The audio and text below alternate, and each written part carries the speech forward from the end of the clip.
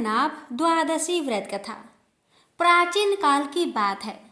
भद्रश्रवा नामक एक राजा जो बहुत ही शक्तिशाली था, उसकी प्रजा सभी प्रकार के सुख भोग रही थी।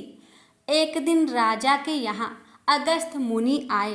राजा भद्रश्रवा ने उनका भव्य स्वागत किया। राजा ने विनम्र भाव से ऋषि का आने का कारण पूछा तो ऋषि ने कहा, हे राजन, मैं तुम्हारे इस महल में 7 रातें गुजारूंगा, उसके बाद मैं अपने आश्रम को चला जाऊंगा।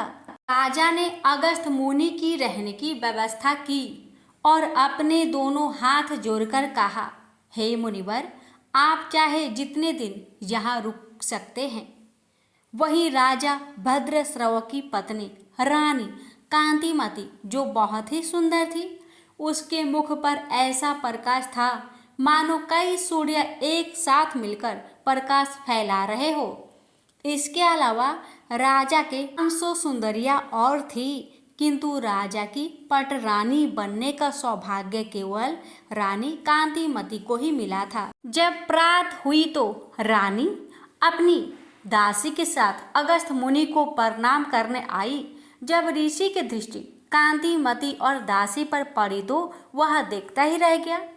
ऐसी परम सुंदरी रानी और दासी को देखकर अगस्त्य मुनि आनंद में विह्वल होकर बोले, राजन, आप धन्य हैं।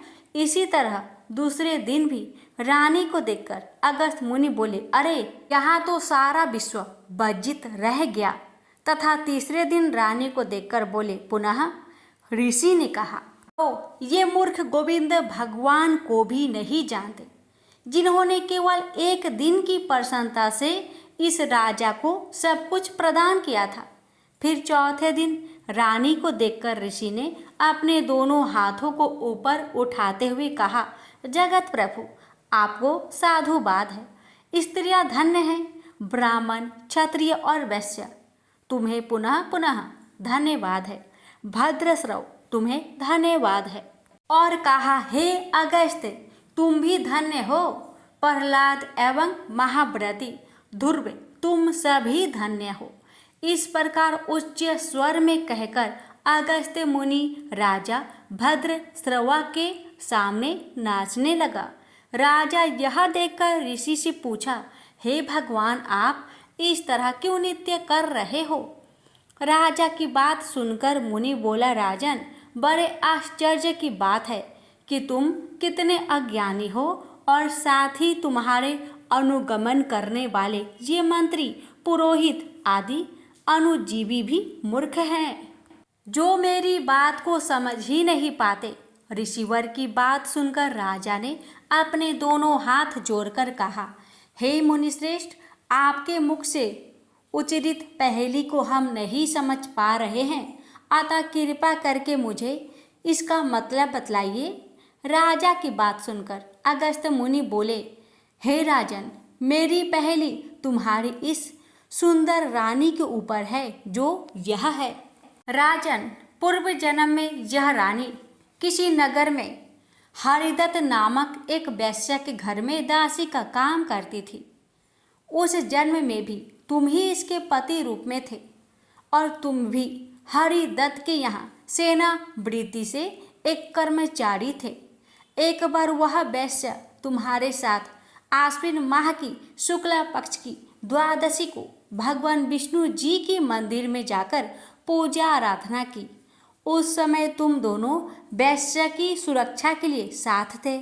पूजा करने के बाद वह वैश्य तो अपने घर लौट गया, किंतु तुम दोनों मंदिर में ही रुक गए, क्योंकि वैश्य ने तुम्हें आज्ञा दी थी कि कहीं मंदिर का दीपक बुझ न जाए।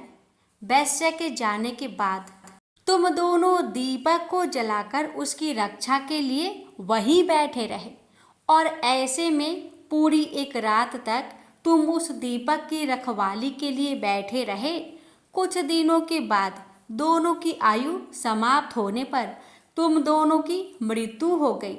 उसी पुण्य प्रभाव से राजा प्रियव्रत के पुत्र रूप में तुमने जन्म लिया और तुम्हारी वह पत्नी जो उस जन्म में वैश्य के यहाँ दासी थी। अब एक राजकुमारी के रूप में जन्म लेकर तुम्हारी पत्नी बनी, क्योंकि भगवान विष्णु जी के मंदिर में उस दीपक को प्रज्वलित रखने का काम तुम्हारा था, जिसके फल से आज तुम्हें यह सब प्राप्त है। फिर मुनि ने कहा, हे राजा, अब कार्तिक की पूर्णिमा का पर्व आ गया है। उसी पर्व के लिए पुष्कर राजस्थान की अजमेर जिले जा रहा था और रास्ते में यहाँ रुक गया।